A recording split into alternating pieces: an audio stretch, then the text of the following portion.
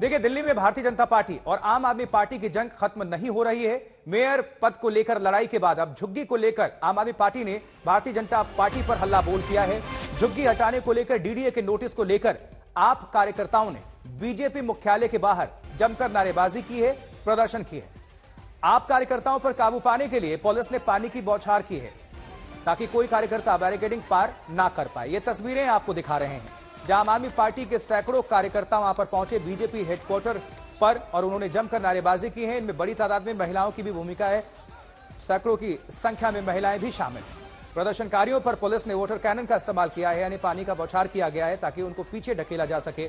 लेकिन ये जो जंग है भारतीय जनता पार्टी बनाम आम आदमी पार्टी की, वो खत्म होने का नाम नहीं ले रहा है।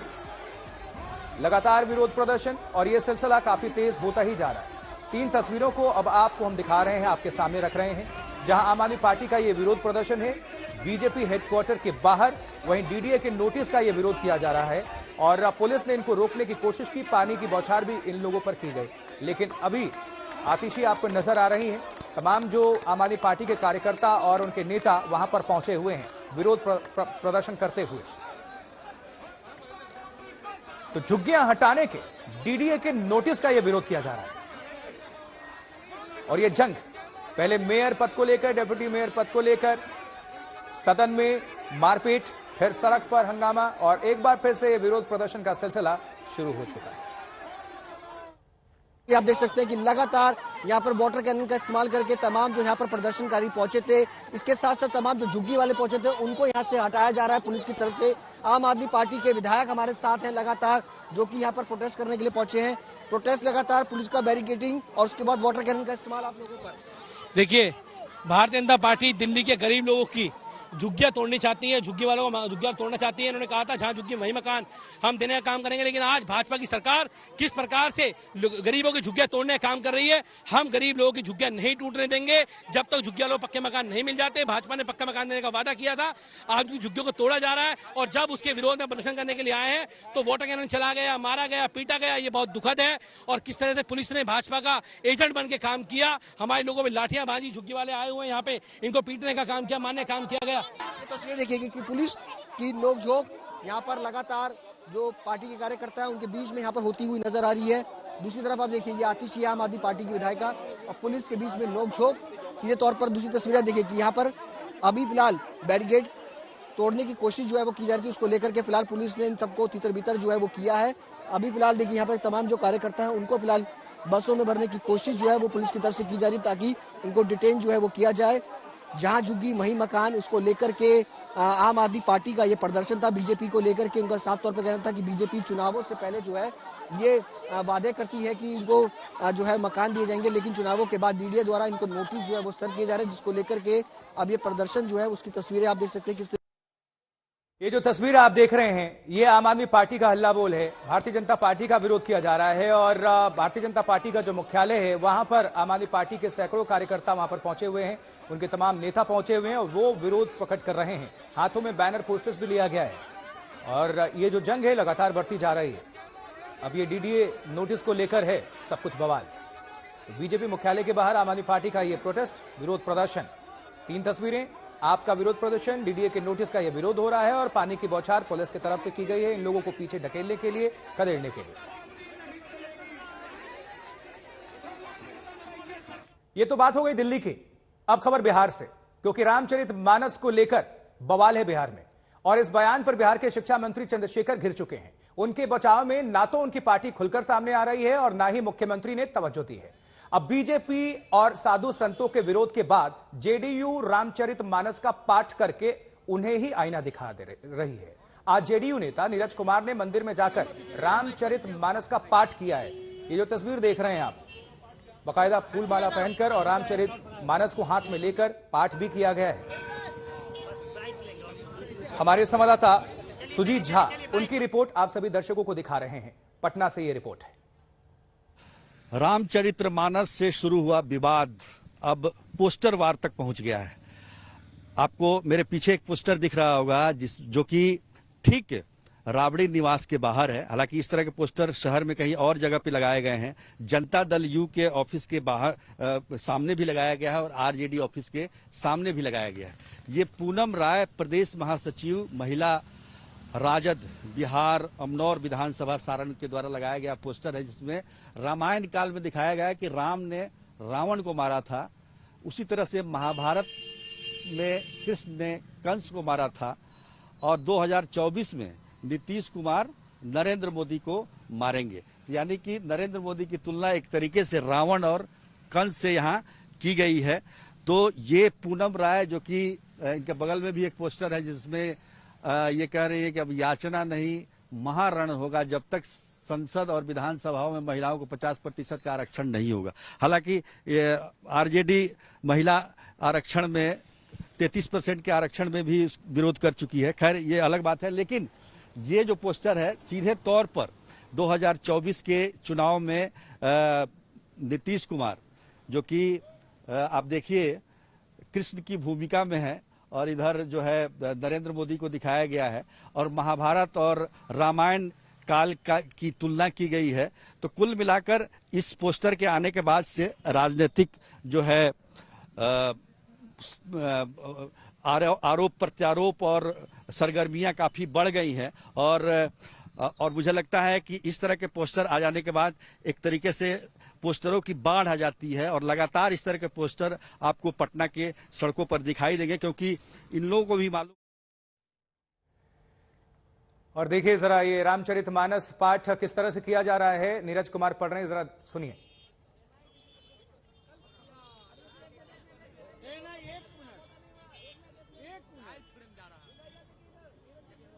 यहाँ पर कर रहे हैं आप देखिए, नीरज जी है जेडीयू के प्रवक्ता है, वो यहाँ पर अंदर रामचरितमानस का पाठ जो है अब वो किया जा रहा है। एक तरफ आरजेडी राम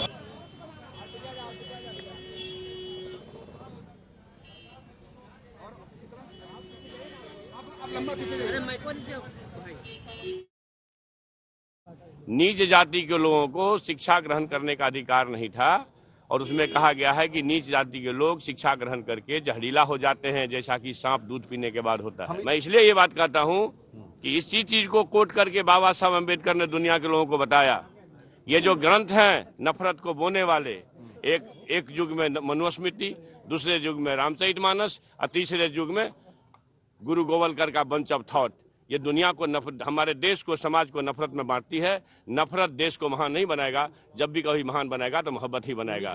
तो मेरा ये कहना है कि संपूर्ण नारी जाति को और वधिक समाज को जिस ग्रंथ के जिस अंश में अपमानित किया गया है उसके खिलाफ में खड़ा, जिस संविधान को हम नमन कर रहे हैं, अब इस देश के लोग उसको मान रहे हैं, उसमें कुछ विचार ऐसे हैं जो संविधान को पार्लियामेंट के गलियारों में जलाया जाता है, रौंदा जाता है। तो ये संविधान को जलाने वाले लोग को हमारे बयान पर आपत्ति हो सकती है, मेरे ऊपर कोई फर्क पड़ने वाला नहीं है। और इस बीच उपेंद्र कुशवाहा क्या कुछ कह रहे हैं आपको हम सुनवाते हैं, क्योंकि अब प्रतिक्रियाओं का दौर लगातार हमें देखने और सुनने को मिल रहे हैं। देखिए, आरजेडी के मिनिस्टर का जो बयान आया है सीधे तौर पे भारतीय जनता पार्टी को लाभ पहुंचाने वाला बयान है। उन्होंने क्या कहा नहीं कहा एक विषय है, लेकिन जो कुछ भी कहा, जिस विषय पर वो बात कर रहे हैं, ऐसे विषयों पर जब भी चर्चा होगी तो यह सब एजेंडा तो बीजेपी का एजेंडा है।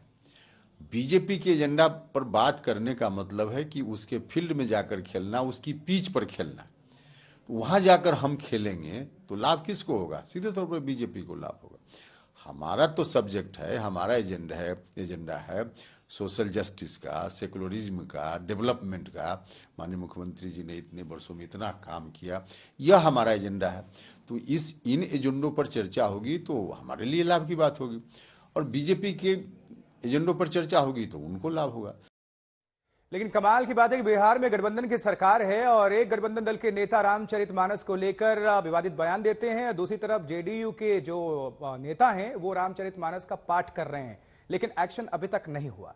आगे बढ़ते हैं, रहेगी इस खबर पर नजर। बात जोशीमठ की, क्योंकि जोशीमठ में देखिए जहां बारिश और बर्फबारी से लोगों की मुश्किलें और बढ़ चुकी हैं, 2 होटल्स का डेमोलेशन का काम जारी है। मलारी इन और माउंट व्यू में आज डेमोलेशन का दूसरा दिन एनटीपीसी को ये गुस्सा और अभी भी टेम्पररी निर्माण को हटाया जा रहा है। विस्थापित परिवारों को लगातार शिफ्ट किया जा रहा है। अब तक 169 परिवारों को शिफ्ट किया जा चुका है। ये 7 तस्वीरें हैं आपके समक्ष, और अब ये जो बड़ी सी आप तस्वीर देख रहे हैं, ये किस तरह से तोड़फोड़ का जो काम है, माउंट व्यू जो होटल है उसको ये तोड़ा जा रहा है। 2 होटल्स हैं इसमें, मलारी इन और माउंट व्यू, उसी को गिराया जा रहा है और बहुत सुरक्षा के साथ, क्योंकि एसडीआरएफ की टीम भी तैनात है, एनडीआरएफ की टीम भी तैनात है, अलर्ट पर सेना भी है और तमाम जो राज्य सरकार की जो टीमें हैं उनकी मौजूदगी है। लेकिन लोगों में अभी डर, भय, खतरा बना हुआ है।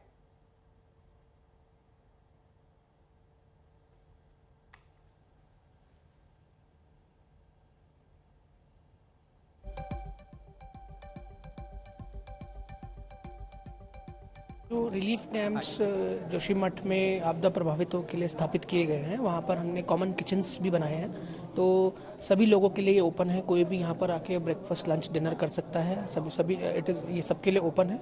आज हमने यहाँ पर खुद डिनर किया और जो लोग यहाँ पर आ रहे हैं उनके साथ इंटरेक्ट भी किया और अच्छी क्वालिटी का फूड दिया जा रहा है। और हमारी सभी जो हमारे ऑफिसर्स भी हैं, सेक्टर ऑफिसर्स, नोडल ऑफिसर्स, उनको हमने यही निर्देश दिए हैं कि ऐसे हम निरीक्षण करते रहें ताकि जो लोग अस्थायी रूप से विस्थापित हुए हैं उनको मिनिमम इनकन्वीनियंस हो इस कठिन समय में।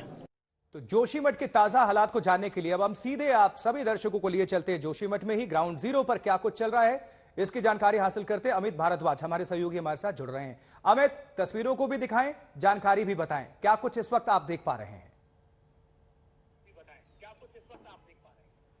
आशुतोष, हम आपको सीधे बर्ड आई व्यू एक देते हैं कि आखिरकार इस वक्त किस तरह से डेमोलिशन या यूं कहे कि डिसमेंटलिंग का प्रोसेस चल रहा है। ठीक मेरे पीछे वो 2 बिल्डिंग्स हैं, माउंट व्यू होटल और जो आपको थोड़ा पिंकिश कलर की जो बिल्डिंग दिख रही है ऊंचाई पे, वो है मलारी होटल। इन दोनों होटल्स पे तोड़फोड़ की कार्रवाई, ध्वस्तीकरण की कार्रवाई बहुत तेज रफ्तार से चल रही है। मैं इसलिए आपको कह रहा हूं कि तेज रफ्तार से चल रही है कि अगर अभी आप जो देखेंगे माउंट व्यू में, जहां पे जो नीचे होटल है, ये माउंट व्यू का बिल्डिंग है जिसपे एसडीआरएफ के तमाम जवान वहां पे हैं, वर्कर्स हैं। अभी हमारे आंखों के सामने 1 घंटे में जितना भी टॉप फ्लोर का एस्टैब्लिशमेंट था, दीवारें थी, जो कॉलम्स थे, उन सब को तोड़ के गिरा दिया गया है। बड़े बड़े टाइल्स के यहाँ पे प्लेट्स थे, उनको तोड़ के हटाया गया है। यानी कि बहुत तेज रफ्तार से हथौड़ों के सहारे इनको गिराया जा रहा है, डिमोलिशन की कार्रवाई की जा रही है और लगातार ड्रिलिंग मशीन की भी आवाज यहां से हमको सुनाई दे रही है।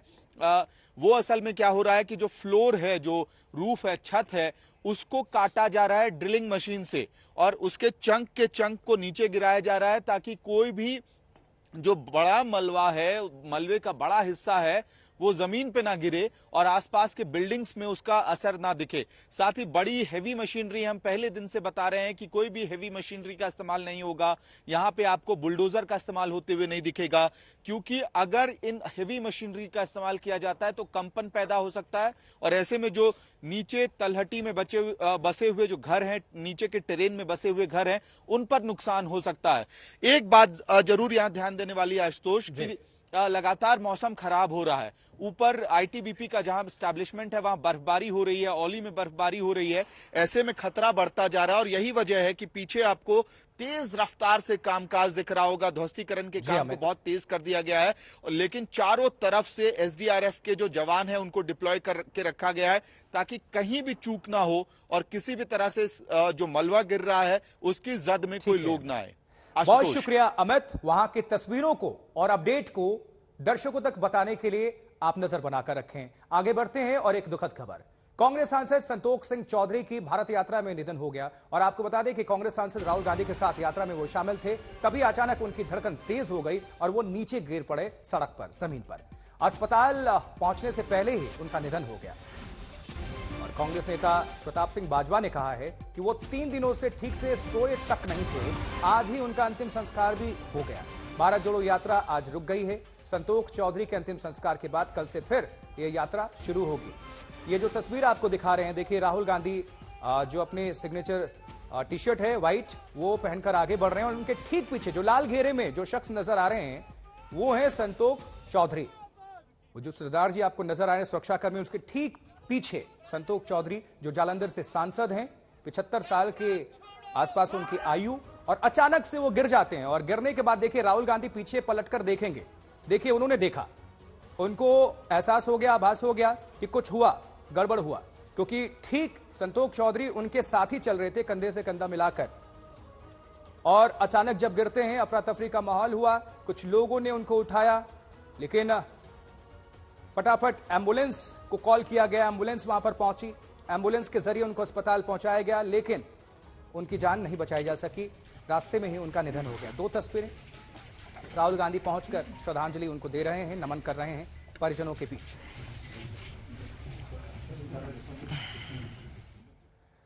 अब आगे बढ़ते हैं, बात गुजरात की केंद्रीय गृह मंत्री अमित शाह की, क्योंकि अमित शाह आज अहमदाबाद में मकर संक्रांति के मौके पर उन्होंने आज भगवान जगन्नाथ के मंदिर में जाकर पूजा अर्चना की, आशीर्वाद लिया और गजराज के साथ वक्त बिताया और फिर आसमान में उनकी पतंग लहराई। सियासी पेंच लड़ाने में माहिर अमित शाह ने पतंगबाजी में भी अपने हुनर को दिखाया, पेंच लड़ाए और पतंग काट दी।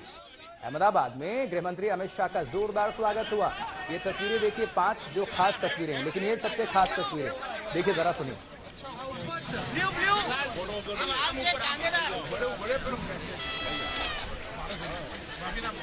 तो राजनीति में कौशल दिखाने में माहिर गृह मंत्री अमित शाह आसमान में कौशल दिखा रहे थे पतंगबाजी के जरिए।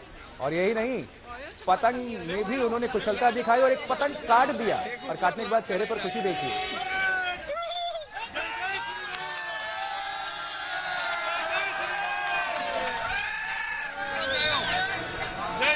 और जिस तरह से सियासी पिच पर भारत माता के जयकारे लगते हैं, जय श्री राम, वैसे ही छत पर भी गूंज गए नारे भारत माता की जय।